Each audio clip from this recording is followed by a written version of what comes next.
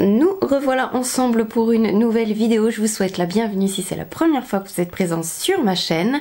Coucou à tout le monde. Ah, il y a un poil sur mon objectif.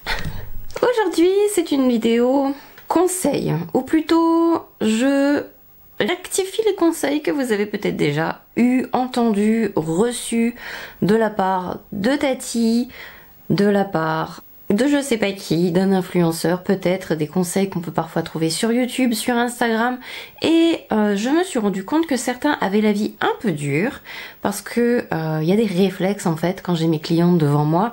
Si c'est la première fois que vous êtes là, je suis maquilleuse professionnelle, j'ai une spécialisation dans les mariages et il y a des automatismes des gens que je trouve très amusants et je vais vous expliquer pourquoi je leur dis non. On peut penser que je mets énormément de produits et c'est vrai que en termes de pas de quantité sur la peau mais de nombre de produits que je vais mettre, il y en a pas mal, mais c'est toujours en fine couche. Rien n'est posé avec énormément d'épaisseur. Alors attention, il y a quand même ce qu'il faut parce que sinon il y a certains types de peau par exemple qui vont ça va tout boire, donc il faut quand même un minimum. Une quantité raisonnable sur le visage, mais il faut pas non plus mettre trop de matière. Et ça, c'est quelque chose qu'on voit souvent sur YouTube et sur Instagram. On voit même les applicateurs directement posés comme ça sur le visage. Alors c'est esthétiquement très satisfaisant à regarder, c'est très rigolo à regarder sur TikTok, etc. La vérité c'est que déjà certains produits ne sont pas faits pour être posés en grosse quantité, ils sont juste là pour corriger la couleur, comme par exemple un correcteur pêche par exemple, rose, jaune, ce que vous voulez, n'est pas fait pour être posé en épaisseur, il est juste là pour corriger la couleur. C'est après l'anti-cerne qui fera le travail et qui lui est plus pigmenté. Donc quand vous voyez sur TikTok, il y a eu une grande tendance de mettre plein de couleurs sur le visage en grosse épaisseur, ça sert à rien. En plus, cette couleur posée en trop grosse épaisseur, il y aura beaucoup de mal à la camoufler après avec l'anti-cerne. Et surtout, même si c'est esthétique, vous allez passer 3 heures après à l'estomper, à essayer d'en absorber le surplus avec votre beauty blender ou votre éponge que vous aurez humidifiée. Ça va être une grosse galère. Donc le mieux à faire pour appliquer les choses en général, c'est déjà de pas poser directement sur le visage, le dos de votre main. Ah, j'ai pas enlevé le fond de teint que j'avais mis. Donc je disais le dos de votre main, une palette des fois même c'est mieux parce que la main peut en absorber une partie. Ça permet en fait de doser. Vous trempez un petit peu le pinceau dans la matière, vous évitez de tout prendre d'un coup et après vous pouvez y aller doucement sur le visage et en rajouter si c'est nécessaire. Je vais vous parler d'un truc qui me... Le SPF, là on peut en voir sur celui-là. Le fond de teint Idol Ultra Wear de Lancôme a un SPF 35 dedans et j'ai souvent des clientes qui me disent « Ah mais mon fond de teint, ma bébé crème a une protection solaire ». Alors la quantité de protection solaire qu'il y a à l'intérieur d'un fond de teint n'est pas suffisante pour vous protéger la journée. Il vaut mieux mettre une vraie protection solaire en dessous de votre maquillage. Vous n'allez pas en mettre la quantité qu'il faut. C'est 2 doigts au moins pour le visage. Et très clairement je ne mets pas 2 doigts de fond de teint, enfin, sauf les personnes qui font ce que j'ai dit de ne pas faire dans le premier point, c'est-à-dire mettre énormément de fond de teint. Mettez une protection solaire, c'est vraiment très marketing d'avoir une protection solaire à l'intérieur d'un fond de teint, ça ne sert à rien. Ensuite il y a quelque chose que j'entends énormément, c'est laisser sa peau respirer. Alors certes, vous allez me dire qu'il y a un très faible échange d'oxygène, genre de l'ordre de 0,000001%. La peau en réalité, j'ai envie de simplifier le truc en disant qu'elle ne respire pas. Et quand bien même, il faut voir votre peau comme un seul organe. Il recouvre l'entièreté de votre corps. Si vraiment votre peau était en train de suffoquer, déjà bien vous aussi, vous serez en train de suffoquer. Le maquillage sur le visage ne recouvre pas l'entièreté de votre corps. À la limite, si vous voulez vraiment, vous avez vraiment l'impression qu'il faut respirer et vous avez rien sur vos mains, vous avez rien sur le reste de votre corps, je pense que c'est bon, vous allez vous en sortir.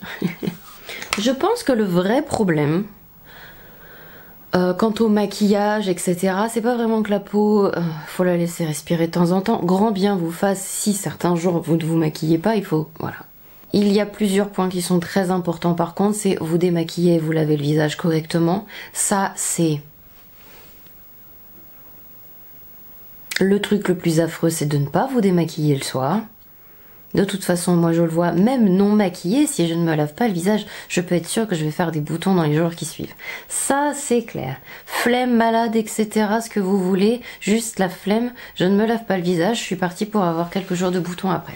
Mais bref, vous pouvez avoir les réactions allergiques, mais dans ces cas-là, ça peut arriver avec tout et n'importe quoi. Il y a des gens qui sont allergiques aux fraises, les pauvres. Rappelez-vous que le maquillage sur votre visage ne doit pas vous brûler, ne doit pas vous démanger, ne doit pas vous faire des plaques de rougeur, mais dans ces cas-là c'est allergique, donc on est encore sur un autre problème. Ou alors vous avez utilisé un produit qui est expiré et ça c'est pas bien du tout, faites attention, la couleur, l'odeur et à la moindre réaction, jetez le produit, ne l'utilisez plus, tout simplement. C'est plus une question de nettoyage, de faire attention aux produits que vous utilisez, plutôt pour moi une question de laisser respirer votre peau, et si vraiment votre peau devait respirer ou que le maquillage l'en empêchait, je pense que vous serez enceinte, suffoquée, enfin, je suffoque pas là, je vais bien, je vais m'en sortir. Alors on va parler maintenant de la poudre, parce que c'est un énorme sujet, on me demande souvent quelle poudre, etc.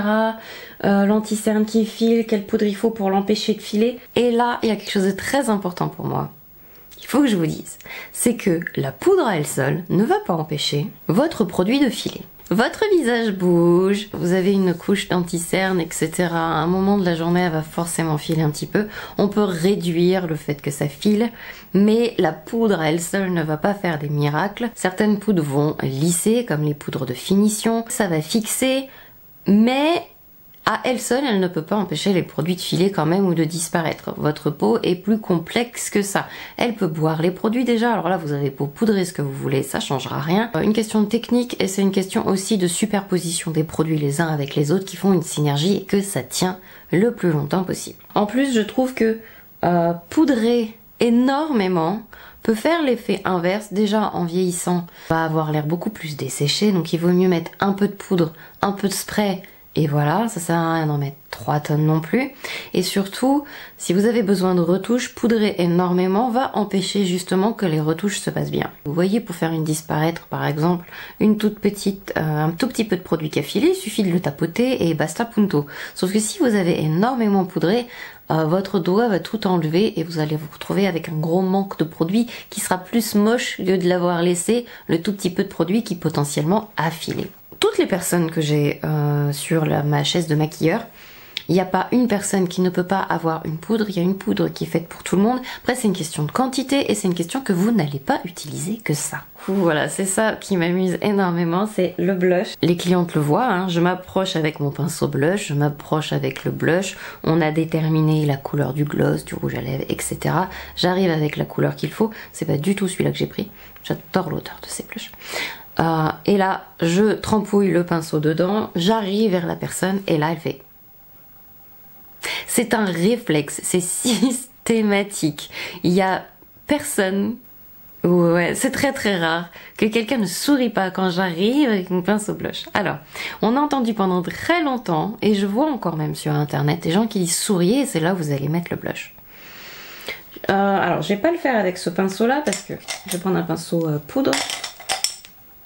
Parce que je vais m'imprimer du blush sur le visage, j'ai pas très envie, je viens déjà de me maquiller. Imaginons, je souris. Je le mets sur ma pommette. Le truc qu'on a dit pendant des années, c'était dans les magazines, j'adorais collectionner les pages de magazines de maquillage quand j'étais petite. Enfin bref. Et j'arrête de sourire. Vous voyez mon blush, à quel point là il est bas. En vieillissant, on a la gravité qui fait son œuvre et on a déjà nos points importants du visage qui descendent un peu. Alors pourquoi vous allez descendre encore plus votre blush?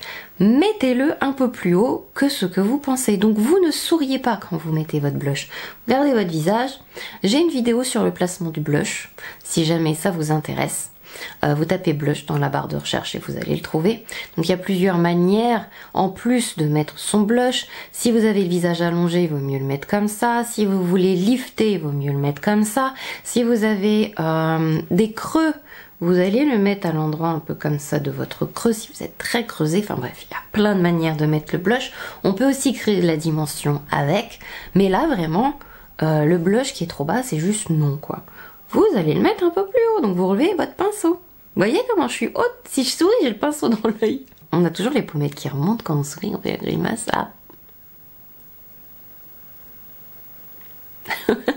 De toute façon, il vaut mieux regarder ce qui vous met en valeur en évitant au maximum de faire des grimaces, de sourire, etc.